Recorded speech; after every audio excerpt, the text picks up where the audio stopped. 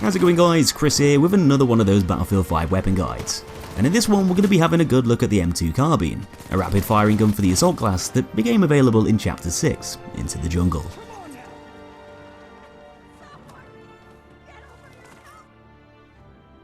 So the M2 Carbine is pretty much what you'd expect it to be, an upgraded model of the extremely popular M1 Carbine used throughout the Second World War. But unlike the original, the M2 was capable of select fire, allowing it to shoot in either semi or fully automatic modes. Although the M1 Carbine was originally intended to be select fire, this feature was dropped, mainly to speed up production and get it into service ASAP. Though the decision to bring this idea back to the forefront didn't actually come until later on in the war, when the Germans started making fully automatic rifles of their very own, as the M2 Carbine sort of acted like the Americans' response to try and keep up with the enemy. The Select-Fire STG-44 assault rifle was finding its way into the hands of more and more German troops as the war progressed in 1944.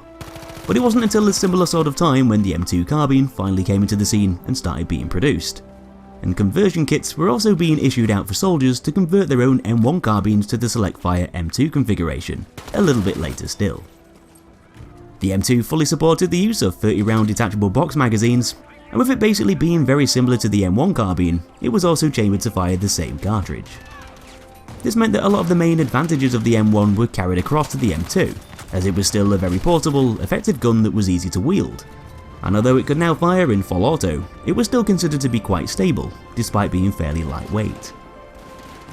With the M2 carbine being manufactured so late on in World War II, it didn't really make much of an impact on its outcome, because both the wars in Europe and the Pacific were pretty much over, before the gun really got a chance to see much action. Though it did end up seeing more combat use later on in the likes of the Korean War, even seeing limited service in Vietnam and several other conflicts around the world.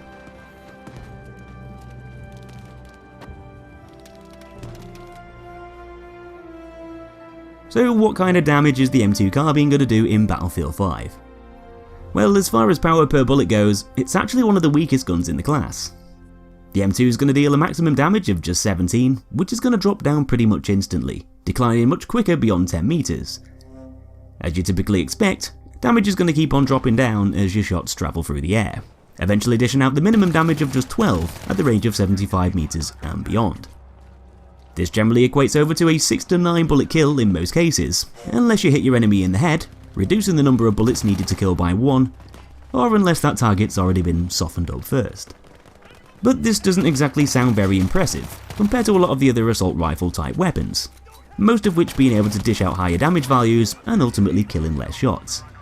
Taking 9 bullets to kill beyond 50 meters is quite a lot at the end of the day.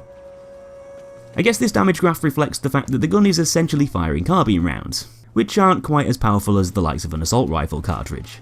So it's no surprise really that the M2's bullets aren't really going to be all that deadly on their own.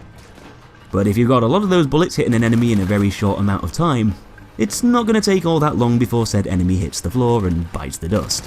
And thankfully for the M2 Carbine, this is where it starts to come a bit closer to the other full auto assault weapons regarding its kill times. With the M2 basically being a bit of a bullet hose, firing at the rapid speed of 830 RPM, it outclasses the others for fire rate, still making it a very dangerous option in a lot of gunfights. You'll usually have to land more shots to secure your kills, but it can still take players down quite quickly within close to mid ranges, giving it some strong aggressive qualities.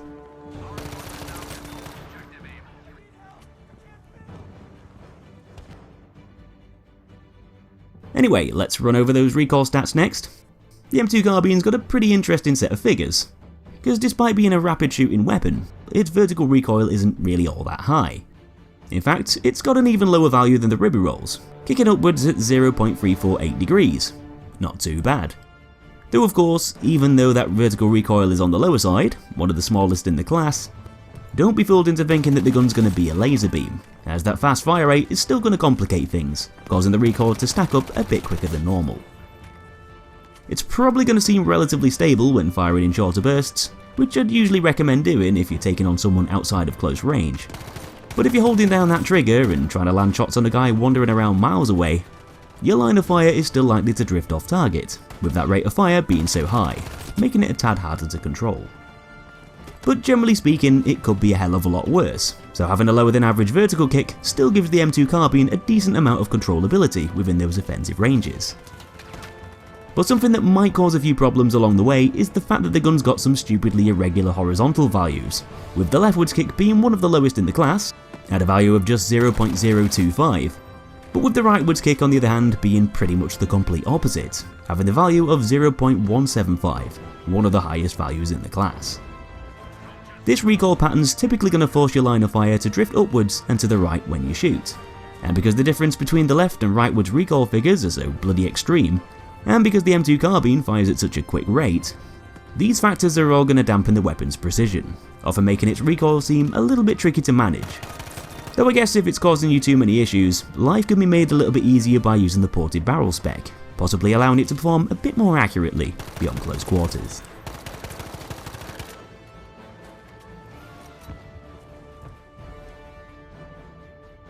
Now, the M2 Carbine's got those 30 round detachable box magazines, basically the same ones as the M1A1 with the extended mag spec applied.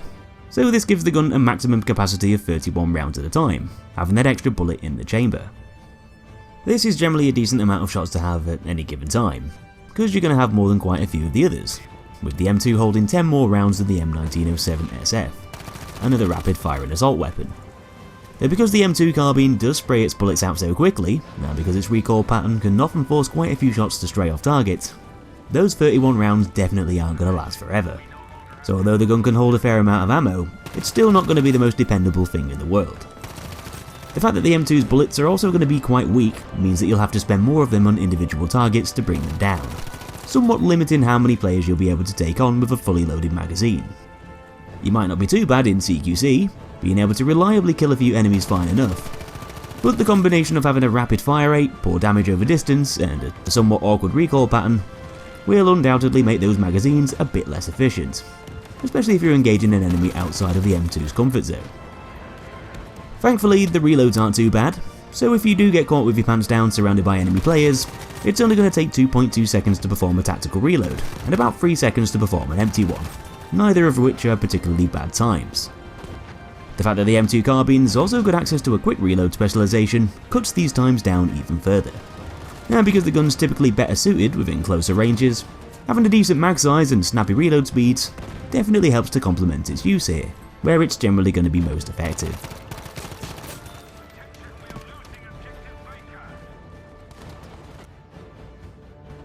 So let's talk a bit about those specializations.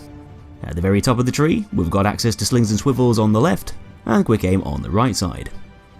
Preferably because the M2 Carbine tends to shine closer to the action, I like to use slings and swivels, because I'm often going to be running around within hostile territory. So that quicker deploy time is going to come in pretty handy to start shooting a bit sooner after sprinting. Always a good thing if you're playing aggressively and advancing on enemy positions. Not to mention that this also goes together much better with my next choices further down the tree.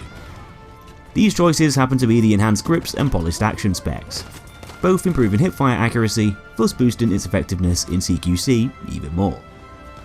Choosing these specializations will often allow you to bypass aiming down sights altogether in shorter sight lines, and because the gun's got such a rapid fire rate and fairly decent mag sizes, spraying targets with bullets using hipfire can often be a much more practical thing to do if they're nearby. The other options you have in the middle section include the ported barrel and custom stock specs, lowering horizontal recoil and lowering ADS spread when moving, so basically improving accuracy whilst aiming down sights overall. These are also going to be pretty useful, especially for taking on enemies further away, but because the M2 is such a deadly close to mid-range weapon, the hipfire accuracy bonuses tend to be a bit more beneficial for me personally. Though if you do tend to aim down sights in most gunfights, no matter what range your opponent's at, the choices on the right side will probably be the better ones for you.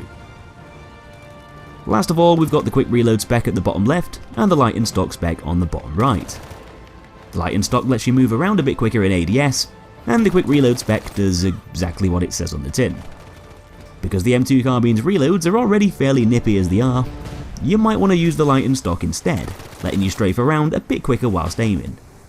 With that said, I still like to use quick reload anyway, because it makes reloading even less of a problem, and you are going to run out of bullets quite a lot most of the time, so making the gun even more dependable within those offensive ranges is still always going to be a good thing.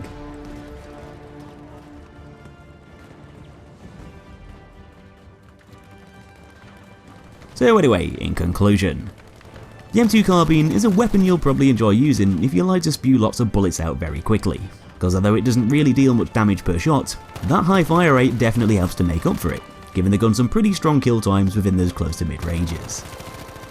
It's designed with the aggressive player in mind, having a lot of properties that are going to benefit run and gun play styles and for assaulting the enemy team head on.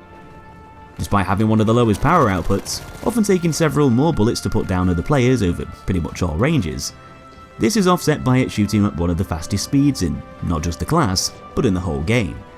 And so this makes the weapon's fire feel a lot more spammable, as if you miss a couple of shots, it's not the end of the world. You definitely are going to miss quite a few shots along the way, as although the M2's got a fairly low amount of vertical recoil, making it relatively stable and easy to control, the gun's not entirely very accurate, having a pretty wacky horizontal pattern that's going to cause your line of fire to kick around and drift off to the right, often forcing some shots to stray off target.